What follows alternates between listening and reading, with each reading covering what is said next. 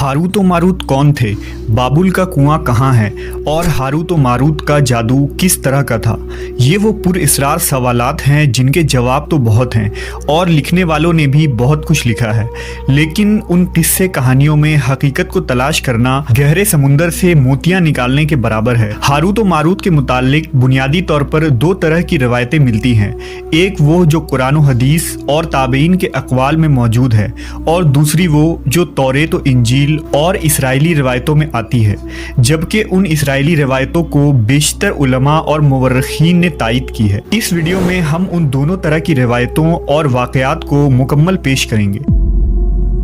रिवायतों के मुताबिक हज़रत इदरीस अलैहिस्सलाम के ज़माने में एक मरतबा आसमान और ज़मीन के दरमियान से पर्दों को हटा दिया गया तो फरिश्तों ने ज़मीन में आबाद इंसानों को देखकर ताज्जुब किया और बोले, या रब्बुल आलमीन, हम तो गुनाह के करीब भी नहीं जाते, जबकि ये बनी आदम गुनाहों में इतने मुब्तला हैं।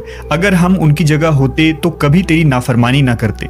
अल्लाह ने इरशाद फरमाया, इंसानों को गुस्सा और शहवत दी गई है, अगर ये चीज़ें तुम्हें दी जाए तो तुम भी इसी तरह गुनाह में मुलव्वस हो जाओगे। लेकिन फरिश्तों ने कहा, हम ऐसा हरगिज़ न करेंगे। लिहाजा अल्लाह के हुक्म से फरिश्तों ने अपनी जमात में से दो बेहतरीन और इताअत गुजार फरिश्तों को चुन लिया, जिनका नाम हारूत और मारूत था। अल्लाह ने उन दो फरिश्तों में इंसानी फितरत और शहवत डालकर दुनिया में भेजा। वो शहर बाबुल में दो खूबसूरत इंसान बनकर आए और काजी के काम पर मुकर्रर हो गए, जहां वो लोगों के दरमियान फैसले किया करते थे। एक दिन उनके पास एक औरत अपना मुकदमा लेकर आई और कहा कि उसका शौहर उसे बहुत परेशान करता है। हारूत व मारूत ने जब उस औरत को देखा तो वो उसकी खूबसूरती और हुस्न से मरऊब हो गए और उस पर आशिक हो गए। उन्होंने उस औरत से जिना की ख्वाहिश की तो औरत ने उनसे कहा, तुम्हारी ये ख्वाहिश मैं तभी पूरी करूंगी जब तुम बुत की पूजा करो, शराब पियो या मेरे खाविंद को कत्ल कर दो। हारूत व मारूत ने शराब नोशी को छोटा गुनाह समझकर पी लिया और नशे की मस्ती में दो और कबीरा गुनाह कर बैठे। उस औरत ने उनसे आसमान पर चढ़ने का अमल भी सीख लिया, जिसके जरिया वो आसमान पर जाते थे। जब औरत इस अमल के जरिया आसमान पर गई तो अल्लाह के हुक्म से उसे सितारे की शक्ल में मस्ख कर दिया गया। चूंकि उस औरत का नाम ज़ोहरा था, इसलिए वो सैयारा ज़ोहरा कहलाया, जिसे आज वीनस कहते हैं। इस गुनाह की वजह से हारूत व मारूत खुद वो इसमें आज़म भूल गए जिसे पढ़कर वो आसमान पर जाते थे और बतौर सज़ा उन्हें बाबुल के एक कुएं में उल्टा लटका दिया गया, जहां वो ता क़यामत यूं ही कैद रहेंगे। ये एक इसराइली रवायत है जिसे इमाम इब्न कसीर और फ़खरुद्दीन राज़ी जैसे मुफस्सरीन अफसाना और मन घड़त कहानी करार देकर सख्ती से रद्द कर देते हैं। वहीं इमाम सयूती जैसे उलमा इस रिवायत को मुस्तनद मानते हैं। हारूत व मारूत और चाहे बाबुल के सिलसिले में एक और रिवायत कसरत से बयान की जाती है, जिसके मुताबिक एक ज़माना ऐसा था जब शहर बाबुल रुए ज़मीन पर तहजीब व तमद्दुन का मरकज़ था। यहाँ के लोग बातिल खुदा की परस्तिश किया करते थे। ये लोग अपनी किस्मत उनसे वाबस्ता समझते थे, इसलिए इल्म नजूम और इल्म फल्कियात में बड़े माहिर थे। उनके बुतकदों में सितारों की पूजा की जाती थी।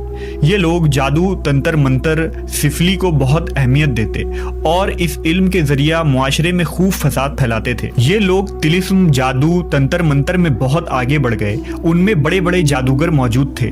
उनकी तारीखी किताबों में जगह जगह जादू और तंत्र मंत्र ही नजर आता है। उनका जादू दूर दूर तक मशहूर था। मुख्तसर ये कि उस शहर का बाशिंदा होना ही जादूगर होने की अलामत थी। जब हज़रत सुलेमान अलैहिस्सलाम की हुकूमत आई तो आपने उन लोगों को इस शिरकिया अमल से रोका और उनकी सहर और जादू की किताबों को एक जगह जमा करके अपनी अजीम कुर्सी के नीचे दफन कर दिया, ताकि इस फितना अंगेज इल्म का जड़ से खात्मा हो जाए। जब सुलेमान अलैहिस्सलाम की वफात हुई तो शैतान ने उन किताबों को दोबारा खोद कर निकाला और लोगों से कहा कि सुलेमान पैगंबर नहीं था, बल्कि उन किताबों के जरिया हुकूमत किया करता था। लिहाजा हवा में उड़ना, जिन्नात पर काबू और सुलेमान अलैहिस्सलाम के गैर मामूली मुआजिज़ात दरअसल जादू और सिफली का अमल था। बनी इसराइल ने उसकी पैरवी की और उन किताबों को पढ़ना शुरू कर दिया। लिहाजा दोबारा ये शर अंगेज इल्म इस कौम में सुरायत कर गई। अल्लाह ने सुलेमान अलैहिस्सलाम पर लगाए गए इल्ज़ाम और तुहमत की नफ़ी करते हुए सूरह बकरा में फरमाया है, اور انہوں نے اس چیز کی پیروی کی جو شیطان سلیمان کی بادشاہت کے وقت پڑھتے تھے، اور سلیمان نے کفر نہیں کیا تھا لیکن شیطانوں نے ہی کفر کیا۔ لوگوں کو جادو سکھاتے تھے، اور اس چیز کی بھی جو شہر بابل میں ہاروت و ماروت دو فرشتوں پر اتارا گیا تھا، اور وہ کسی کو نہ سکھاتے تھے جب تک یہ نہ کہہ دیتے کہ ہم تو صرف آزمائش کے لیے ہیں، تو کافر نہ بن۔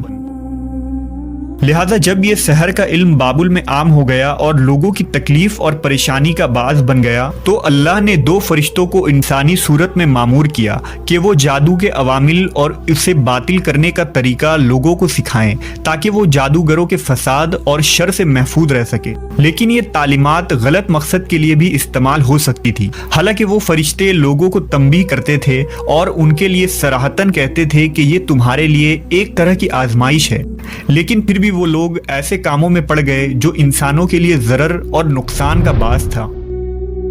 بعض عربی داستانوں میں اس کنویں کا ذکر بھی ملتا ہے جہاں کئی لوگ پہنچے اور ہاروت و ماروت سے ملاقات کر کے جادو کا علم بھی سیکھا، جبکہ بعض مورخین کا کہنا ہے کہ عراق کے شہر حلہ کے قریب ایک کھنڈر میں موجود قدیم کنواں ہے جہاں سے بابل کی سرحد شروع ہوتی تھی۔ یہ اس کنویں کو ہی چاہ بابل قرار دیتے ہیں۔ بہرحال اس واقعے سے یہ سبق ملتا ہے کہ سفلی اور جادو ایک شرکیہ عمل ہے، مگر یہ کہ اس کا استعمال فساد اور شر پسندی کے خاتمے کے لیے کیا جائے۔